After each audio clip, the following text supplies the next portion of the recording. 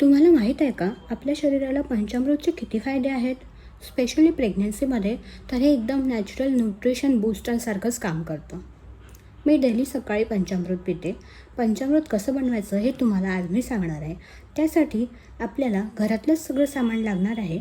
दूध 2 चमचे, दही 1 चमचा, तूप, साखर 1 चमचा आणि मध टाकायचं. जर तुमच्याकडे चांदीची वाटी असेल ना, तर त्या चांदीच्या वाटीत जर तुम्ही हे मिश्रण खाल्लं तर तुम्हाला खूप जास्त फायदे होणार आहे. पण नसेल तर आपली स्टीलची वाटीही चालेल. आणि हे पंचामृत सकाळी उपाशी पोटी घ्यायला खूप फायदेशीर असतं. पंचामृतामुळे इम्युनिटी वाढते आणि यामध्ये कॅल्शियम आणि प्रोटीन असतं, जे बाळाच्या हाडासाठी आणि स्नायूसाठी छान असतं. तुपामुळे कॉन्स्टिपेशन कमी होतं आणि पचन सुधारतं.